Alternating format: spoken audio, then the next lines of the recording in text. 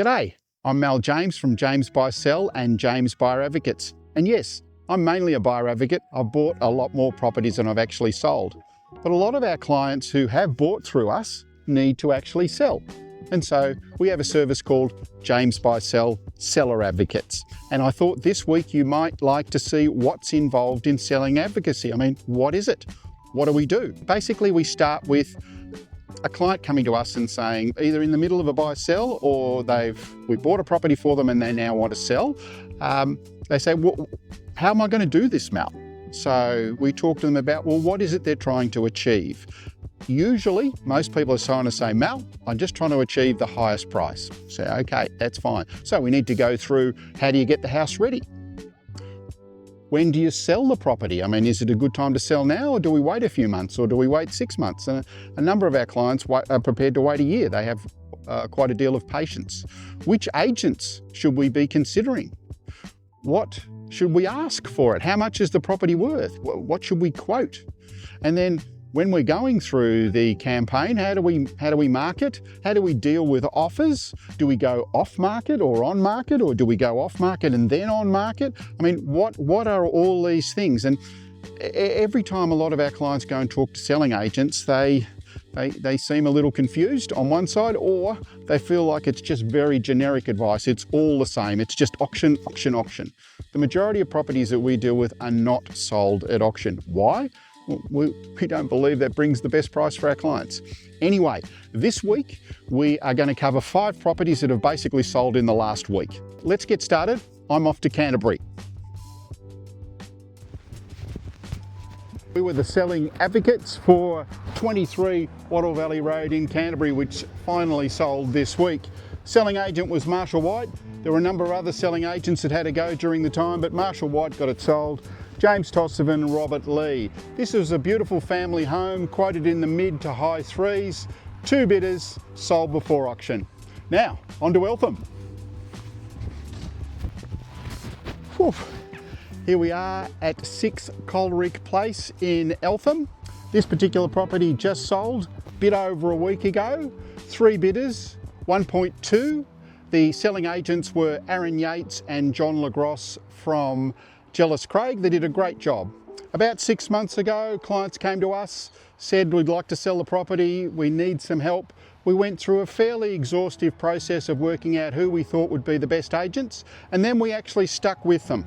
There were some difficult times during winter, just zero interest. The market was really sort of depressed out here in Eltham and Eltham North. Clients stuck to their guns, said that's what they'd like. Agents kept going, we backed them, sold. 3 bidders. Also sold this week was 31 to 33 Sackville Street in Kew, also with Marshall White, also managed by James Buy Sell, the selling advocates. Now, this home, as you can see, tennis court, swimming pool, sold for over $15 million. There was a lot going on in this particular sale. Previous agents, pressures, for a lot of things that you needed to work your way through. That's why we decided to go with one particular agent, and we chose James Tostovan. Why? Well, the client came to us and said, Mal, we trust you, just make these decisions. With James, we'd worked on another property before, just down the end of this street here, 111 Sackville Street, sold for over 19 million. 15 million was the quote, and we just chose that quote because we talked to the client, what is it you're trying to do? You're trying to sell, or you're going after a price? He said, Mal, we need to sell. So 15 million is where we thought the market would be at, and there were 4 bidders, so a volcano. 2 of those were under 15 million, 1 at 15, and the eventual sale price was just over 15. Righto, down to Glen Iris. Whew. That was a bit of a run from Kew. Here we are at 11 Clyde Street in Glen Iris. This also sold in the last week or so through Jellis Craig, in particular Ian McLennan, Daniel Waterton, and it was also sale managed vendor advocates James Buy Sell. How did it all work? And why did we choose Ian and Danielle? We chose Ian and Danielle basically because as a buyer agent, I bought this for the seller. What is it, 7-ish years ago, And these guys just did a great job.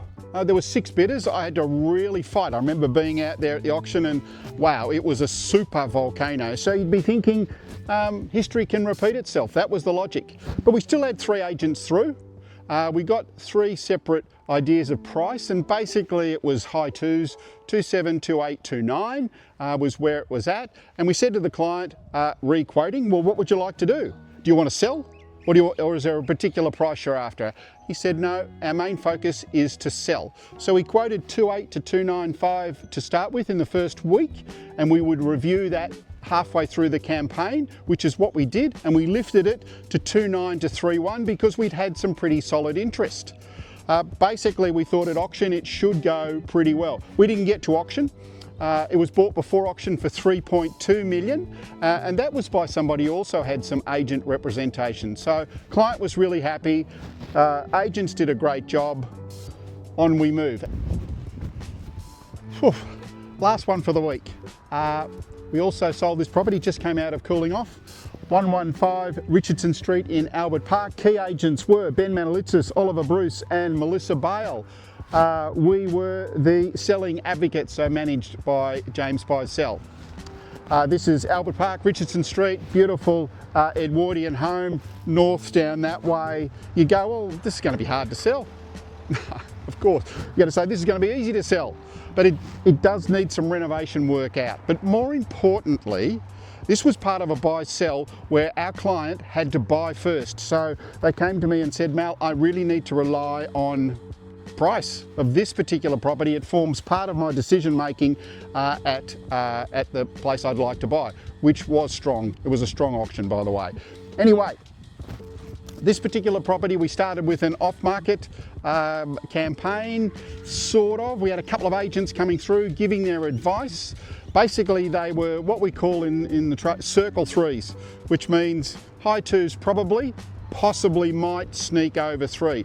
We gave the advice to the client, or I gave the advice to the client, that probably you need to be thinking high 2s, maybe 28 as your number that you can work on for value for this when you're doing your calculations as to what you're prepared to pay for on the one that you're going after. Anyway, the process started. Ben Manalitsis, he shone during that process of off-market, and so was selected to manage the on-market campaign. We didn't start that well. We had 20 groups through, but there wasn't a lot of interest, and the reason we'd gone to on-market was that off-market just sort of people came, but then they didn't show any interest either. Second week, things started to pick up a little bit. We were feeling a little bit more confident, and we were a bit more positive when we were talking to our mutual client. We lifted the quote. It started at 27 to 29. We lifted it to 29 to 31 because we felt that really reflected where the client would be, and we felt it reflected where the property would end up at auction. Having said that, it didn't get to auction. Somebody came in with a bit over 2.9 offer. Somebody else came at 3. Client said, well, if you get to this number, we'll sell. That number was got to. It was above the quote. Property was sold. Anyway, great result. That's 5 for the week. I hope you have learnt something from it and understand a little bit more about what we do as selling advocates. Anyway, I'm off for a beer.